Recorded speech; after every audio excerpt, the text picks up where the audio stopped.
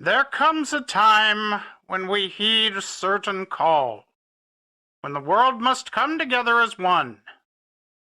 There are people dying, and it's time to lend a hand to life, perhaps the greatest gift of all. Is someone writing this down? I should put this in my autobiography. Okay. In the mid-'80s, the world turned its attention toward the plight of a single continent, Africa. Part of our Earth suffering from such intense famine, it gave the rest of the world, some parts of the rest of the world, an opportunity to look at the abundance surrounding them and take action. Decisive action. No, they didn't send food or overthrow the corrupt regimes in power or any of that stuff. Don't be silly. They were artists. They were already starving. So they held fundraisers and they wrote songs. Yes, Sir Bob Geldof, whose only other claim to fame at the time was writing a semi-famous song about Brenda Ann Spencer. Look it up, people. Gathered a number of English recording artists to create the song Do They Know It's Christmas? Makes sense, as roughly 3/4 of the country follows some form of Christianity, so yes, probably most of them did know in fact it was Christmas, in spite of all the famine and poverty going on. More puzzling is when this group, called Band-Aid, sang how there won't be snow in Africa this Christmas time. While our vast research revealed that it does in fact snow in parts of Lesotho and South Africa, one wonders if Bob Geldof might have taken a cue from the band Toto, as it tends to rain there more often than anything.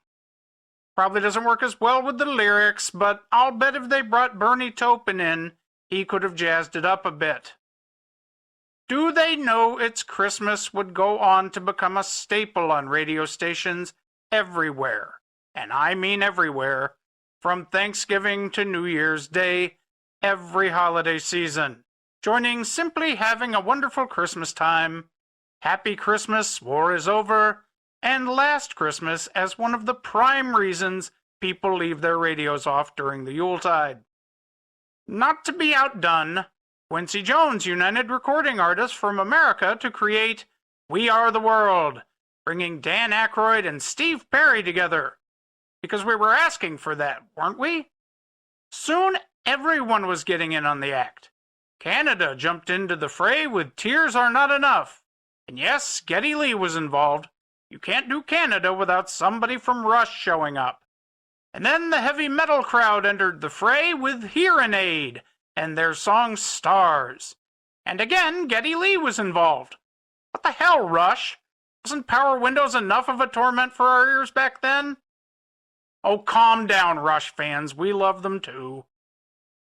We say all this to point out that the comic book publishers of the world were not immune to this phenomena of trying to come together to try and help out the less fortunate of the world. Indeed, when Jim Shooter got a plethora of talented writers and artists to contribute their words and art to an X-Men story where the mutant super team faces off against hunger and famine itself, eventually traveling to Africa to see firsthand what mass-scale famine actually does to a poverty-stricken people. The result is a fairly well-done story that reads like any other typical X-adventure. This book showed up right at the cusp of there suddenly being about a dozen different titles with an X in the logo, but it's a really nice who's who. What? Oh, that's the other company? Oh, sorry.